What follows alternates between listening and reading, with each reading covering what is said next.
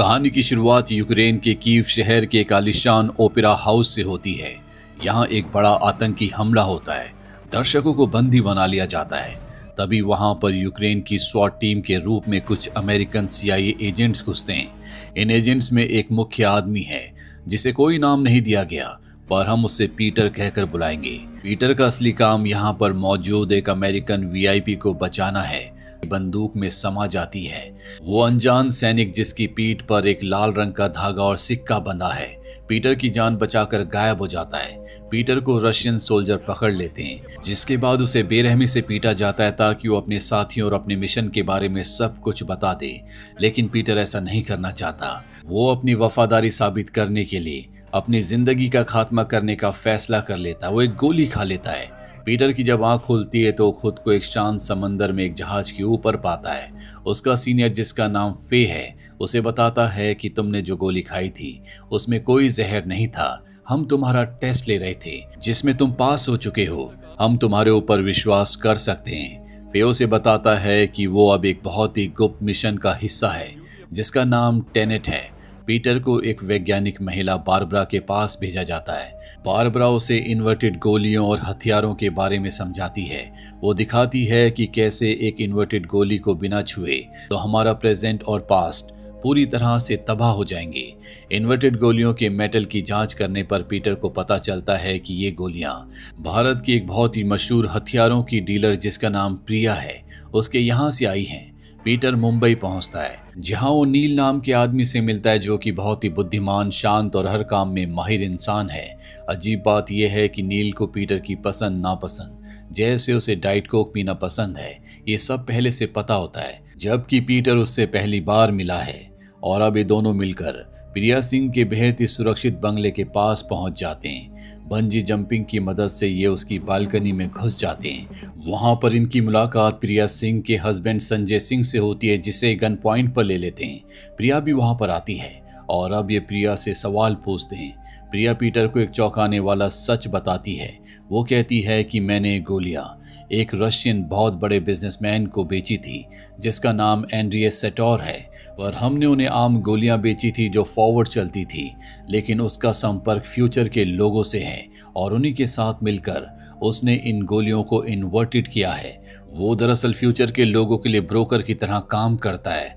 अगर तुम्हें उस तक पहुंचना है तो तुम्हें सबसे पहले उसकी पत्नी तक पहुंचना होगा, जिसका नाम केट है। पीटर लंदन जाकर उससे मिलता है। उसे पता चलता है कि केट अपने पति सेटोर से नफरत करती है, लेकिन सेटोर ने अपने बेटे मैक्स की कस्टडी अपने पास रखी है और केट को ब्लैकमेल करता है। ब्लैकमेल की वजह यह है कि केट ने अनजाने में स्पेन के एक जालसाज गोया की बनाई हुई नकली पेंटिंग को असली बताकर सेटोर को बेच दिया था। सेटोर को पता चल गया कि पेंटिंग नकली है और अब वो केट को जेल भेजने की धमकी देकर अपने पास बंधक बनाकर रखता है। केट पीटर को एक घटना के बारे में बताती है जब वो वियतनाम में सेटोर के आलिशान नाव पर जब वो वापस आई तो उसने एक अनजान महिला को यॉट से समुद्र में कूदते हुए देखा। केट को उस महिला की आजादी से बहुत जलन हुई।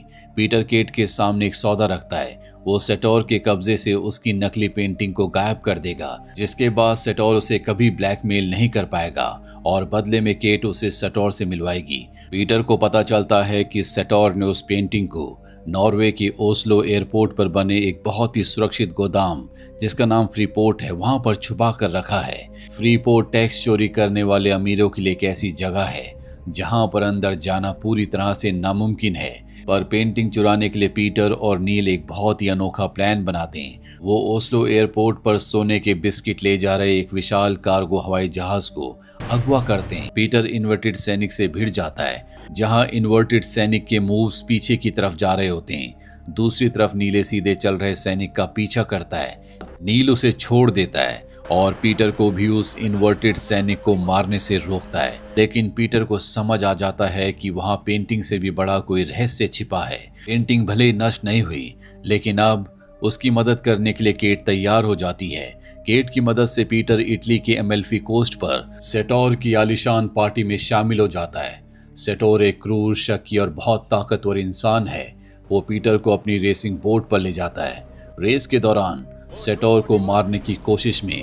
वो कहता है कि मुझे पता है कि तुम प्लूटोनियम 241 हासिल करना चाहते हो, जो इस समय यूक्रेन की सरकार के पास है, और वो प्लूटोनियम मैं तुम्हें हासिल करके दे सकता हूँ। सेटोर उसकी बात मान जाता है। इनके बीच में डील हो जाती है, जिसके बाद वो नील और अपने साथियों के साथ मिलकर प्लूटोनियम को हासिल करने के लिए जाता है। पीटर और नील अपनी टीम के साथ मिलकर एक बख्तरबंद गाड़ी पर हमला करते हैं और वो कहता है कि मेटल का टुकड़ा कोई प्लूटोनियम नहीं बल्कि एल्गोरिदम का आखिरी हिस्सा है।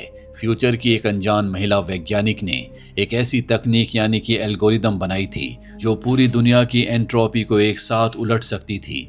अगर ऐसा हुआ तो पूरी दुनिया का अंत हो जाएगा। अपनी इस खोज से डर कर उस वैज्ञानिक ने एल्गोरिदम को 9 टुकड़ों में बांट दिया और उन्हें दुनिया के 9 परमाणु ठिकानों में छुपाकर समय में पीछे यानी कि पास्ट में भेज दिया ताकि कोई इसे ढूंढ ना सके। सेटोर को फ्यूचर के उन लोगों ने चुना है जो आज की पीढ़ी से नफरत करते हैं, फ्यूचर की दुनिया को बर्बाद कर दिया है। फ्यूचर के लोग सेटोर को पैसा और तकनीक भेजते हैं ताकि वो 9 टुकड़ों को इकट्ठा करे और दुनिया को नष्ट कर दे। सेटोर को इसलिए चुना गया क्योंकि वो फेफड़ों के कैंसर से मर रहा है। वो एक छोटी सोच वाला सनकी आदमी है जो मानता है कि अगर मैं नहीं जी सकता तो दुनिया भी नहीं जी सकती। इन्वर्टेड पीटर, नील और स्ट्रेचर पर लेटी केट ओस्लो फ्रीपोर्ट के उसी दिन में पहुंच जाते हैं जब हवाई जहाज क्रैश हुआ था। जैसे ये फ्रीपोर्ट के अंदर जाते हैं, पीटर का सामना अपने पुराने सीधे रूप से होता है। ये वही लड़ाई होती है जो हम पहले देख चुके हैं। अब हमें पता चलता है कि वो नकाबपोश सैनिक और कोई नहीं बल्कि खुद पीटर था, तो अपनी टीम को टर्नस्टाइल तक पहुंचाने के लिए अपने अतीत यानी कि पास्ट से लड़ रहा था। वो केट को मशीन से गुजार कर वापस सीधा नॉर्मल कर देता है। केट के घाव ठीक हो जाते हैं। अब वो फिर से सीधे समय में आगे बढ़ने लगती है। ये फिर से प्रिया से मिलते हैं। प्रिया बताती है कि सेटोर के पास अब एल्गोरिदम के सभी 9 टुकड़े आ चुके हैं। वो इन्हें रशिया के एक सुनसान मलबे से भरे शहर में जमीन के गहरे गड्ढे में दफनाने वाला है। सेटोर ने इस गड्ढे में एक बम फिट किया है। जैसे बम फटेगा, एल्गोरिदम हमेशा के लिए जमीन के नीचे दफन हो जाएगा और फ्यूचर के लोगों को इसकी लोकेशन मिल जाएगी, जिससे वो दुनिया को खत्म कर देंगे और उसे इस मिशन पर पास्ट में भेजेगा। तो ये थी पूरी कहानी इस फिल्म की। उम्मीद करते हैं कि ये कहानी आपको पसंद आई होगी।